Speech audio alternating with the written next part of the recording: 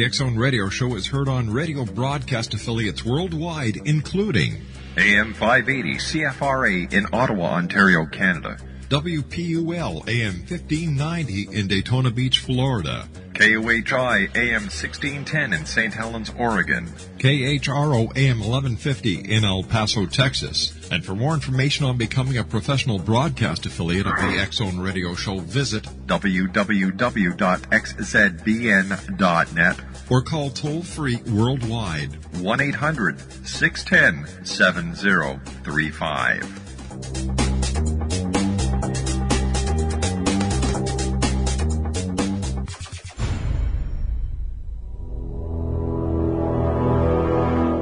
The X Zone radio and TV show is largely an opinion talk show. All opinions, comments, or statements of fact expressed by Rob McConnell's guests are strictly their own and are not to be construed as those of the X Zone radio and TV show or in any manner endorsed by Rob McConnell, Relmar McConnell Media Company, Talkstar Radio Network, its affiliated stations, or employees.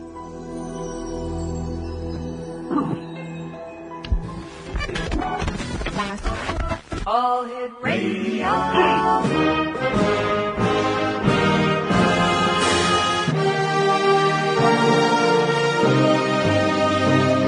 Welcome to the X Zone, a place where fact is fiction and fiction is reality. Now, here's your host, Rob McConnell. I took my troubles down to Madame Rue. You know that gypsy with the gold cap too. She's got a bag down a petty for the vine. 7 little bottles of love potion number 9. I told her that I was a flop with chicks. I've been this way since 1956. She looked at my palm and she made a magic sign. She said what you need is love potion number 9. Welcome back, everyone. This is the X Zone on the Talkstar Radio Network, X Zone Broadcast Network, UK High Definition Radio, Euro High Definition Radio, Star Cable, and XZoneRadioTV.com and XZoneTV.com. Our guest this hour is Ryan Van Cleaver, talking about Unplugged, my journey into the dark world of video game addiction. And Ryan, welcome to the X Zone. Hey, thanks, Rob. Thanks for having me today. Hey, it's great having you. Give us a little bit about yourself. Well, I teach writing and literature at the Ringling College of Art and Design. Mm-hmm. I've been a freelance writer for 10, 12 years, and been a university professor off and on for the last decade or so. Tell me, what was your inspiration for writing your book? The inspiration for writing my book was that when I started to have real problems, I didn't know where to go. I looked for answers out there, and I didn't seem to find any in any medical professionals or in any books. And I realized there was a niche there, a real void, and a real need. And I wrote the book to help myself understand what goes on. That's kind of the way I work as a writer. I write to my way to understanding things. Mm-hmm. But also, too, I published it because I realized there's a lot of other people out there who needed some answers and some perspective. And that was what my book is designed to do, raise public awareness and get some good information out there to help people who are in crisis because of video games, but also the people around them in their lives to help understand the person who's got the problems a little bit better and figure out ways they can help them. How vast is video game addiction?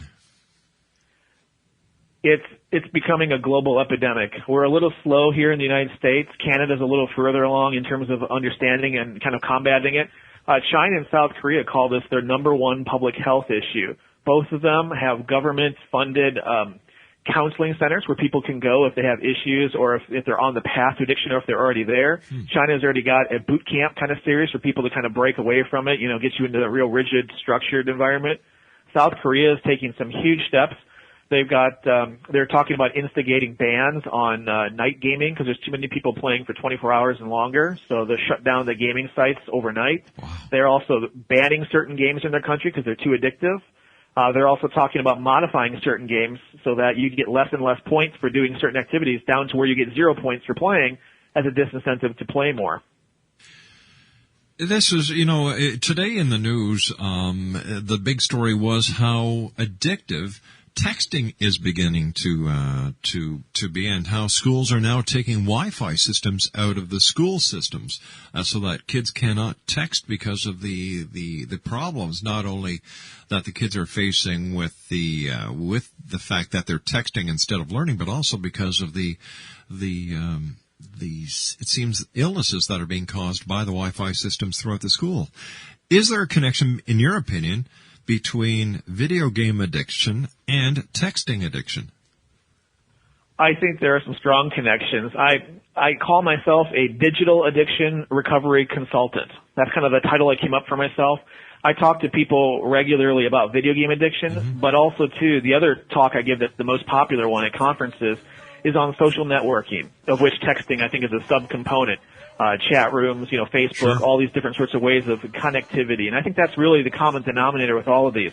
It's about hyper-connectedness, and it's about community that's developed via the social networks, the texting, as well as a lot of these games. And I think that's a lot of the strong component in all of these. And it really affects how kids see themselves. It affects how adults see themselves.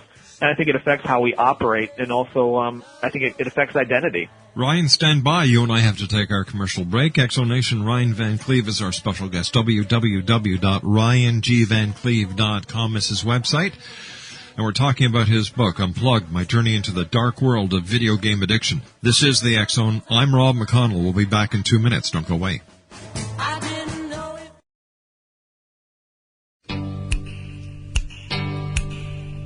Here they come again. Catch us if you can. Time to get a move on. We were young with all of our might. Catch us if you can. Catch us if you can. Catch us if you can. Catch us if you can. Now we gotta run. No more time for fun. When we're getting angry, we were young with all of our might. Catch us if you can. Catch us if you can. Exonation, Ryan Van Cleave is our special guest. He is the author of Unplugged, My Journey into the Dark World of Video Game Addiction. A couple of websites, www.ryangvancleave.com and www.unpluggedthebook.com. Ryan, what are some of the warning signs of video game addictions? Well, there's a lot of physical ones, but the problem with those is that they tend to mirror overuse in the office sort of environment. Back pain from sitting at a desk, or eye strain, headaches, things like that. So those aren't good indicators. The better ones happen to be behavioral attitudes, behaviors, things like this.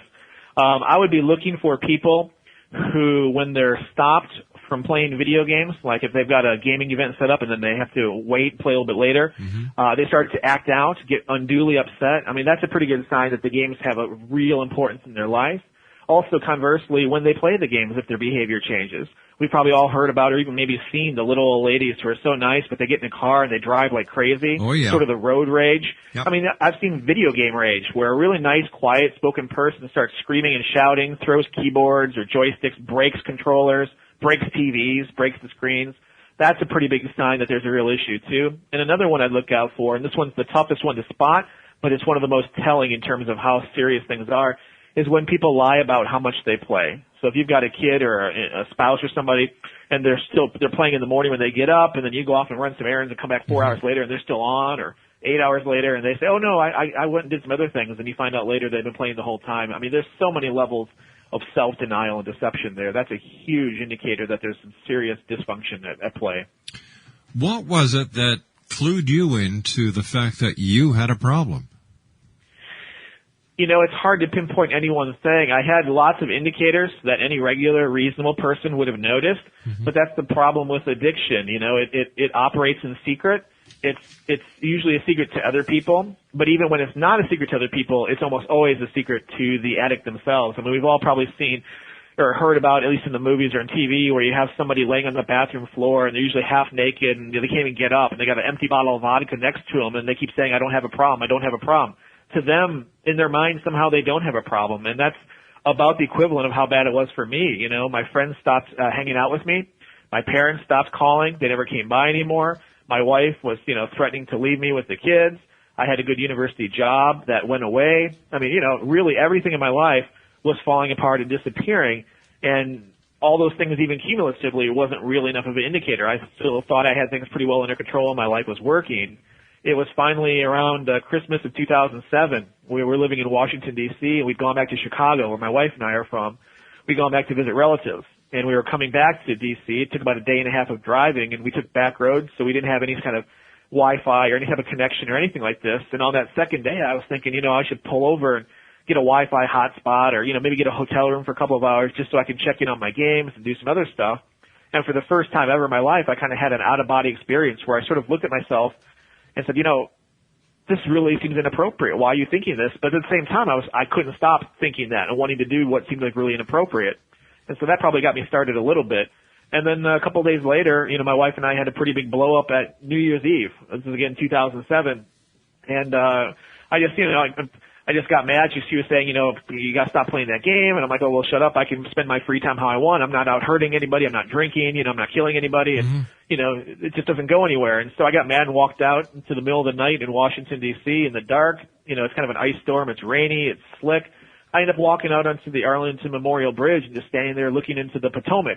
And it's, the dark waters below. And I kept thinking, my life, it really is out of control. I don't even recognize this person that I become, and even more to the point, I don't even want to be this person. I should probably just jump in. And I started thinking, do I really mean that? And I started to realize how much really my life was out of control. And I realized the only way to ever stop it and get back into the person I wanted to be was to make drastic life choices that would be very difficult to make.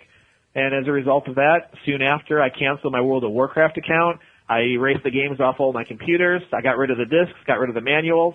I stopped hanging out or talking to the people who, were my gaming buddies. And, I eventually broke free of it. But, this is almost 3 years ago, and I still kind of fight some of those urges today. What is it about video games that make them so addictive?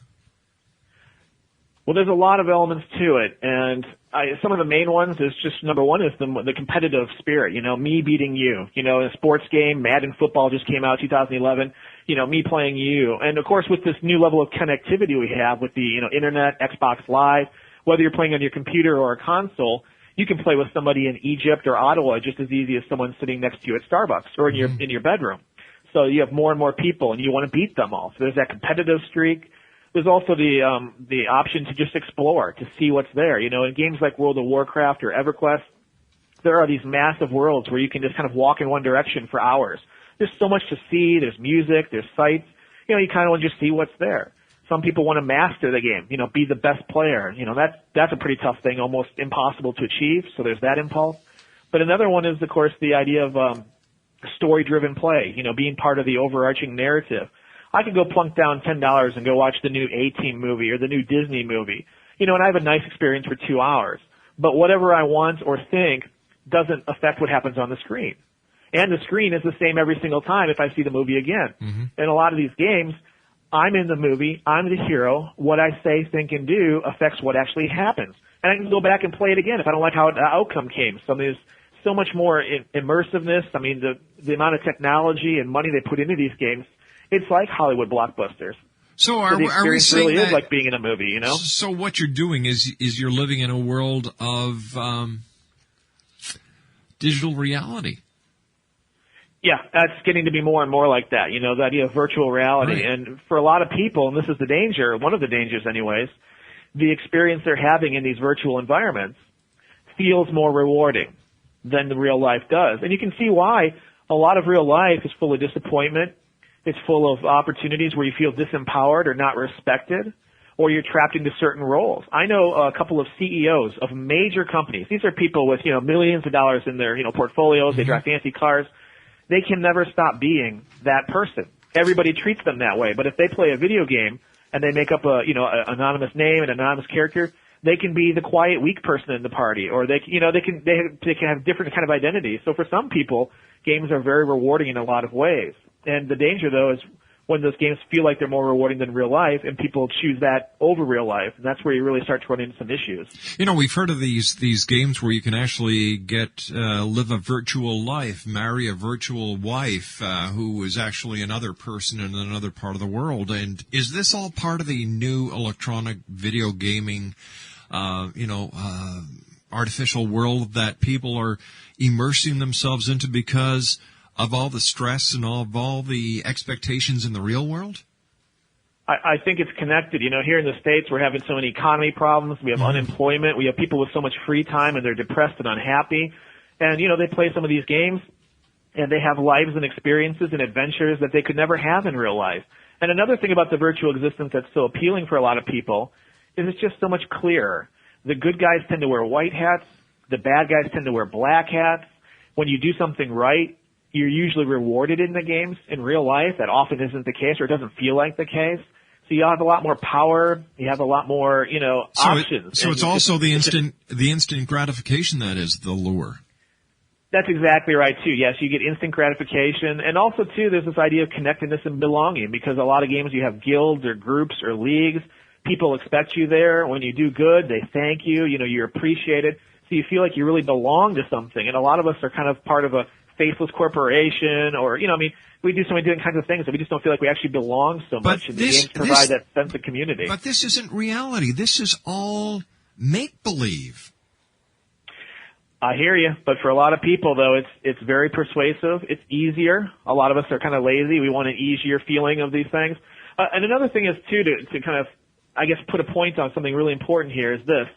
It's that if you are older, if you're in your late 30s or mid-30s or older, like me, you remember a time before we had home computers or before we had the home console video games. Sure. There's like the real world, which we live in, and then there's that world which came about in the 70s. Mm-hmm. And to us, they're so different.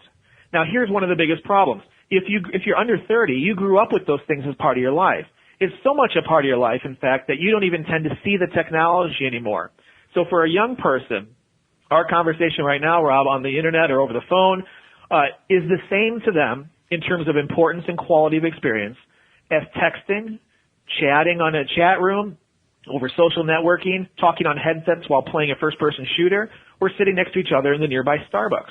To them, there's almost no difference. So when a mom comes downstairs and says, "Hey, Jimmy, go play with your friends. Get out of this house," he takes his headset off and says, "I am playing with my friends." And to him, he means it. But he's and to not. her, But she doesn't understand. But he's not getting out of the house. He's not experiencing real life. He's living in a world of make-believe. And how does this affect little Jimmy when he gets out into the real world, where you just can't get onto your Game Boy, or you can't hook up to your video game, or get a log onto your computer and have a real life? He's still going to have to pay his bills. He's still going to have to pay his mortgage.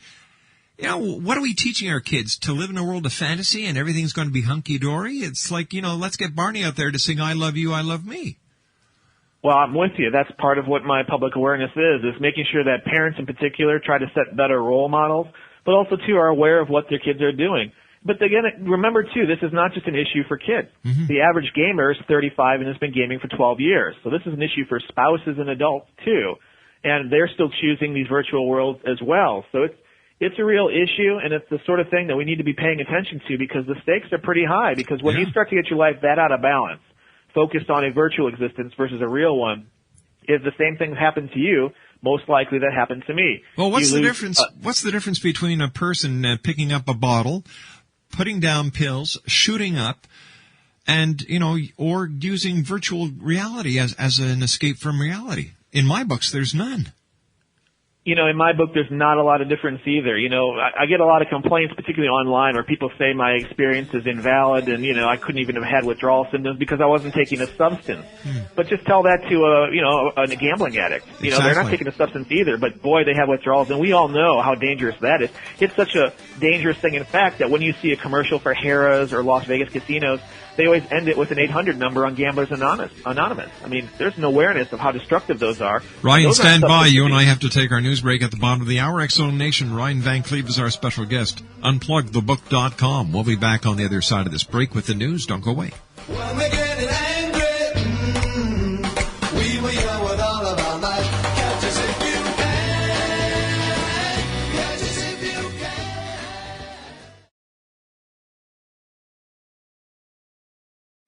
I'm Rob McConnell, and welcome to the X-Zone, a place where fact is fiction and fiction is reality. Today on the X-Zone, the Great Lakes Triangle of North America.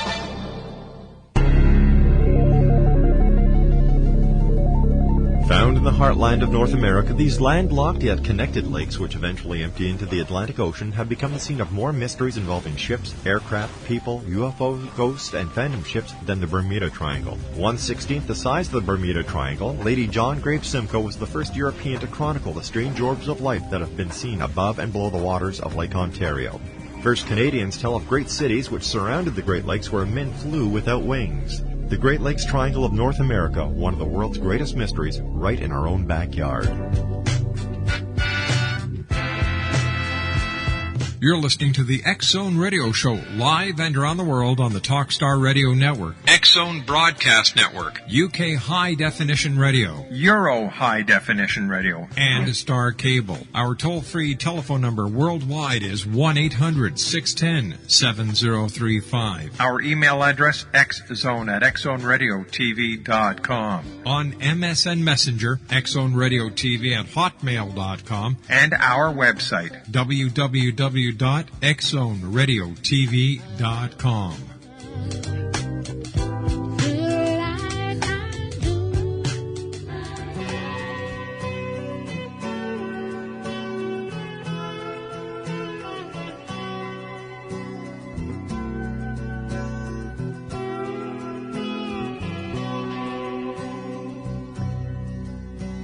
The legend lives on from the Chippewa on down at the big lake they call Gitchagumi. The lake, it is said, never gives up her dead when the skies of November turn gloomy. With a load of iron ore, 26,000 tons more than the Edmund Fitzgerald weighed empty. That good ship and true was a bone to be chewed when the gales of November came early. The ship was the pride of the American side, coming back from some mill in Wisconsin. Exonation, Ryan Van Cleave is our special guest this hour. We're talking about Ryan's book entitled Unplugged, My Journey into the Dark World of Video Game Addiction. Couple of websites, www.ryangvancleave.com, that's RYANGVANCLEAVE.com, and unpluggedthebook.com. Ryan, before we went to the commercial break, we were talking about some of the addictions and how people find themselves addicted and why they get addicted to video games.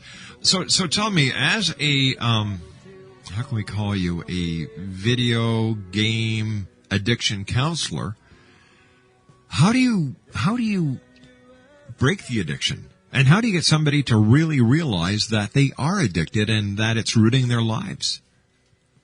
Well, there's a couple of things that can be done. One is that when people are playing, oftentimes they get into sort of a time warp of sorts, where if you're really into a game, you might blink and look up and it's like 8 hours later. It happened to me tons of times where I'd miss meals, I'd miss all sorts of things, and I didn't even realize it because you get so wrapped up and intensely into the games. So as a result, I think our perspective of how much time we're putting into it is skewed. So one thing that can happen is if you can get somebody to agree to create what I call a digital diary. Just jot down hour by hour for a couple of days or a week if they'll do it, what they did on their, in the digital world of technology, with gaming. And a lot of times if they go back and look at that, if they kept an honest journal, they'll be shocked by how much time they've actually put in. I mean, my wife did this to me. She kept track. I didn't. I thought I had 15 hours 1 week, and she said it was like 47. It's just wildly off. So that's one thing that can kind of shock somebody into an awareness of how much time they're putting in on it. Some other things that I would not do, though, is I would not just do what feels almost the natural thing to do. If you got a kid, for instance, who's gaming, well, he's got a problem with gaming, take the games away. Well, if you do that, that's when kids oftentimes lash out. To connect with what we said earlier, talking about young people in specific, and how much they identify with, the sense of community and the gaming, they don't even see the technology. There are so many people and relationships you have in our lives that are virtual. For instance, if you have Facebook or MySpace, you've probably got tons of friends on there who you've never met in real life, and it would be weird to actually meet in real life. Yet they're called your friends, and you feel like you have some sort of relationship with them. All right, so we can look at that as being the pen pals of days gone by, but that doesn't, I've never heard of a story where having a pen pal has caused an addiction problem with writing letters around the world. Well, that's true, but for some people, these relationships that they have online, and it's more than pen pals because they oftentimes share secrets, they really talk a lot, they spend a lot of time together, they feel like it's a lot of time spent together. So to them, it's like I talked about the way that they communicate. There's not a lot of difference in the quality of experience face-to-face or online. So for them, these are important relationships. And if a parent rips the game out of the wall or, destroys the computer or the Xbox, it feels like to the gamer, like the parent has basically killed all those friends. They no longer exist for them. It's not like they've taken away. It's like they're dead and gone. And this is why you get so many kids who kind of just freak out when the parents do this kind of thing. There was the kid in Ontario, Brandon Crisp, a few years ago. His parents took away, a game because he was playing first-person shooter games. They told him not to. Mm-hmm. He ran off into the woods and froze to death a few days later. There's case after case of this. I mean, one of the big ones in the United States was in Ohio a few years back. The kid's name was Daniel Petrich, and he had Halo 3, a first-person shooter game. His parents said, don't get it. He bought it, and his parents found it. They took it away, and he went to his parents' bedroom, and he found his dad's gun, and he came out and said, Mom, Dad, close your eyes. I have a surprise. And he commenced to shoot them both in the head. I mean, there's story after story of this where people overreact. Well, wait a sec. Hold on here. Sure. Here's this kid. He's got a shooter game. There's a gun in the house.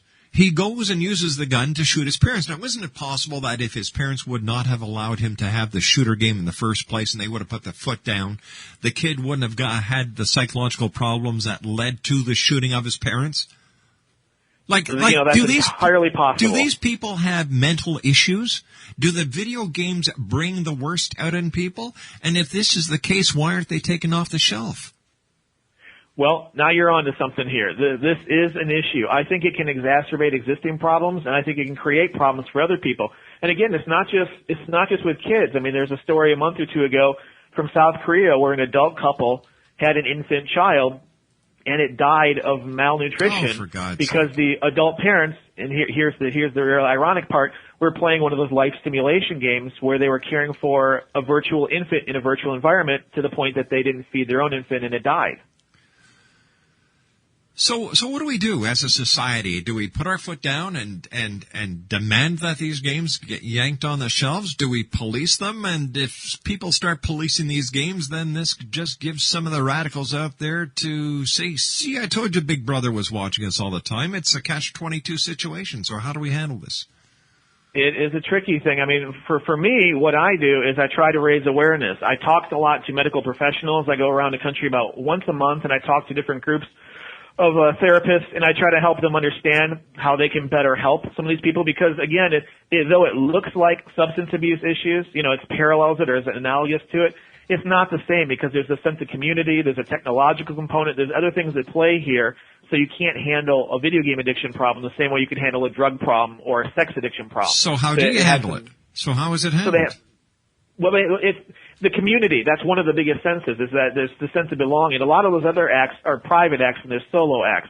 So if you understand that there's a sense of community in place, it's really imperative that you have a specific support system in place, which I didn't have when I got away from my gaming, and that made it about as hard as possible. It's absolutely the worst way I would ever recommend for someone to break away from a video game addiction is to go it alone and have no one around you to help you out. I mean, that's like the recipe for almost surefire disaster. I mean, I was lucky to make my way through it, but for a lot of people, I think that if we have just a heightened sense of public awareness and better awareness of what some of the warning signs are, we might be able to have some important conversations with people in crisis before they get to a real or metaphorical bridge. And that's really what some of the impulse is for what I do these days. Is technology in all actuality working against us? Is technology making us weaker people? Is technology causing more psychological problems than we have ever thought possible? I think that that's a real possibility. It's hard to say. We're doing more studies on it now than ever before. You have people like President Obama speaking to the American Medical Association a year ago where he says video games are real problems in our lives. And he was talking primarily about it being a sedentary, a lot of sitting around and health issues. But I think we have a lot of behavioral connections. And recently, too, just this week, it's making headline news all over the United States anyways. There's a man from Hawaii who's suing a video game manufacturer from Korea for gross negligence, and a U.S. federal court, a federal judge, is allowing he threw out a lot of the case, but not the gross negligence part, meaning that the company made this game and put it out for sale, knowing that it had potentially dangerous elements and didn't give people proper warning on it. And so the guy's seeking monetary damages, and he's going after them, and the suit's going forward. I've got a big problem with games that actually reward you for killing people, breaking the law, and half of the stupidity that these video games actually promote. I'm with you on that. I think there's a lot of games like Grand Theft Auto where, you beat up hookers, or you steal cars, or run down pedestrians, or shoot cops. I'm not sure that's good behavior. It's kind of the same thing that we had with TV, 10 and 20 years ago, where people were worried about, even though it's just watching TV, you're not actually doing it. Maybe it's important to note that most kids see 10,000 simulated deaths before they're 18 on TV, and things like that. I mean, that conversation's kind of gone away, but we're picking it up again with video games because it's not just passive experience of watching it. Now you're actually physically participating in it, so it's a much more involved situation. So perhaps the effects are more strong than just watching it on TV, and it's something I would be paying attention to. It's something I hope more people are researching and studying, and it's something that if there is an issue there, I hope we talk about it more so that parents particularly, but also spouses and adults everywhere, are more concerned and watchful about these things. Are there any studies out there that show how many people who are addicted to video games and computer games actually have a problem when it comes to separating their video life from the world of reality when they're out there in the public? I have not seen a study that's got numbers for something like that. I mean, I've certainly seen studies that have numbers of how many people have issues with video games, but you're talking about people who are having problems differentiating reality from, the virtual existence and blurring the two together. And I would think it wouldn't be that high, but then again, I can't say for certain. That's just, anecdotal from the people I've run across, just my own guess there. How long does it take for you as a video gaming addiction counselor to break somebody of their addiction? It depends how far involved they are with it. I mean, there are some people who have become morbidly obese, and have no other outlet for anything other than the gaming. And they game basically 24 hours a day from the moment they get up to the moment they go to sleep. For people like that, you're talking intervention. You need an actual intervention specialist, and you need to get them in something like a wilderness program where you completely remove them from any sort of electronic connection or technology, period. And then you get them off into a different environment where they can reaffirm some of the values and some of the activities that most people enjoy, like teamwork, healthy behaviors, exercise, and really kind of re-coach them on how to live their life more effectively and healthily. And something like that can take months in some cases, the same way that you see, A-list actresses and people like that sometimes go to the Betty Ford clinic for pill addiction or something, and sometimes they're gone 60, 90 days. And, for some people, it'll take something like that. For others, but they're just on the path, sometimes, with some proper coaching, the way that we have life coaching now, if we just have some sort of behavior coaching and proper support, perhaps we can, keep them in their environment and get them back on track within a few weeks, in their own world without removing them from it. Tell me, the social networking that's out there, MySpace, Facebook, Twitter, and the others, seems that the younger kids today are just getting right into it. And are we going to see the same thing with the kids as we're seeing with the adults when it comes to video gaming, when it comes to social networking? I do think so. I think that one of the things that kids are always going to do is look for places where the adults are not. And there's so many adults now in the video game world that the kids are moving to other environments, and they're starting to take over Facebook in particular there. And you're starting to see a lot more of those social networking games are more geared towards kids than for others. Farmville maybe not so much so, but I mean, even a game like Farmville, 42 million people play that every day. So a lot of the gaming that occurs isn't on your Xbox, your PlayStation, or even your home computer so much. Well, I guess it is on your home computer, but it's within the context of the social networking. You're not buying a game at the store. You're finding it there on those sites for Mafia Wars and things like that. When you go out and do your lectures and you talk about social networking, what are some of the key points that you try and get across to your audience? Well, I think that a lot of what I get across is this idea that it's a new thing for us. We haven't studied it. We haven't, really understood it very well yet.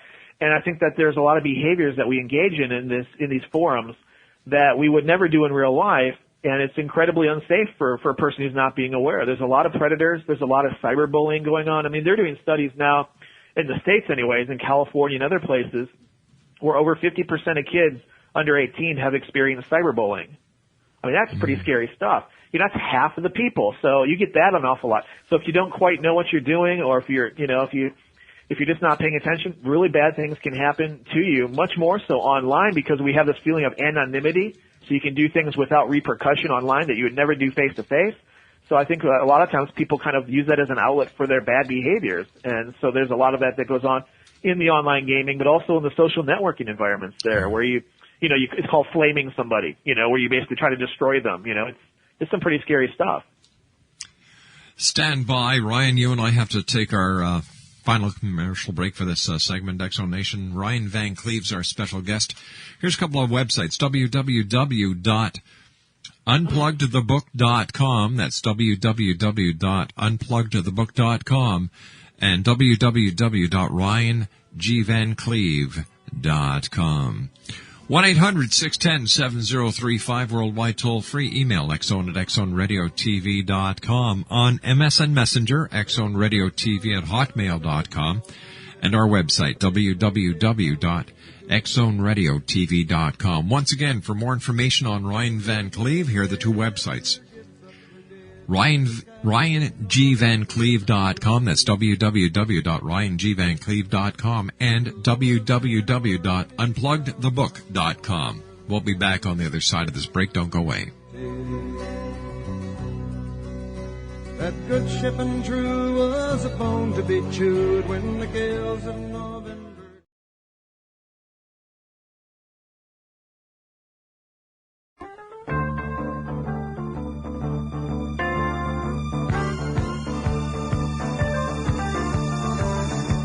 Shouting all about love. Well, they treated you like a dog, and you were the one who had made it so clear all those years ago. Talking all about how to give. They don't act with much honesty, but you put the weight to the truth when you say all you need is love.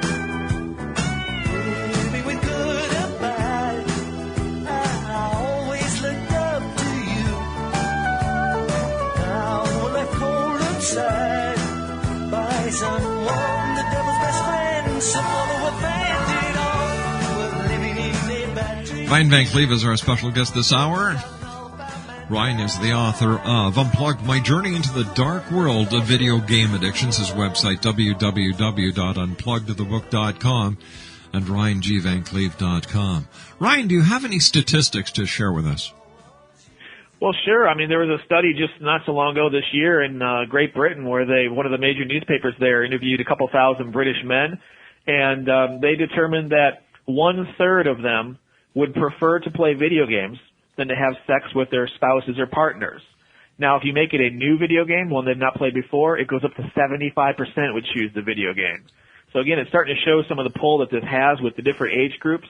In 2007, here in the States, the American Medical Association did a study where they determined over 5 million American kids, ages 8 to 18, would meet a clinical definition for video game addiction.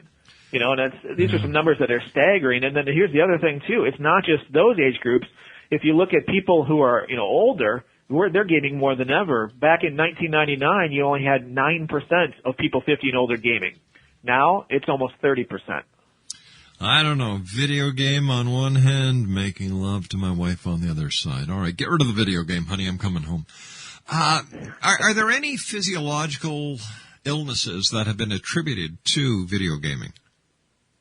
Well, we're trying to do more studies these days. There's a woman in Oxford, a neurobiologist, who's checking into some of the connections between sort of the fragmented ways that we communicate with texting, email, and also with video games, and how they operate and their relationship with ADD and ADHD, the way that we sort of have a disjointed way to perceive the world. She thinks there's a strong correlation there, and she's working to prove it now. So that's a pretty strong, component that may be in play. Also, too, I do think there's a real strong thing between health and how much one games, because if you're really into gaming, you don't have time to, go work out. So you eat quick food, you drink a lot of energy drinks, and that's just not very good for your health either. I wonder what would happen if the poles shifted. No hydro, no power. The grids are down. How would this affect those who are addicted to video games? Wow, I don't know. They would be in chaos for a while, I mean, if World of Warcraft's one of the big games out there, 12 million people play it, it goes down every Tuesday morning for updates, and sometimes it's an hour, and sometimes it's for multiple hours. And if it's on for multiple hours, if people are offline, a lot of them are freaking out. They go into chat rooms, they go into message boards, and they just talk about it, and they just count down the minutes, and they get angry if it's later, if they change the hours from 2 o'clock. Oh no, now it's 3 because we had a problem. People start getting so mad. They are so connected to this. It's a real issue. I think there is something drastically wrong with the world. I worry about it. That's what we're talking about, trying to make people understand that we might be able to do something now before we have more people in crisis. Hey, Ryan, let our listeners know where they can get a copy of your book. Well, you can get it in most actual brick-and-mortar bookstores in Canada and the United States. You can also get it online awfully easily. Amazon.com, both the CA and the American one. You can get it at BN.com. You can buy it at my website, UnpluggedTheBook.com. And that's a good place to go, too. I put links, I put videos up. As new information and studies come out, I try to post it there. So there's lots of good resources, and it's all free. I also have a contact page. So if you have a question or follow-up or clarification, you can zip me a note. I get a lot of emails, but I'll get to them eventually. Thanks a lot, Ryan. Really great talking to you. Continued success. Ryan Van Cleave has been my guest this hour. UnpluggedTheBook.com. I'll be back on the other side of this commercial break with the news. Don't go away.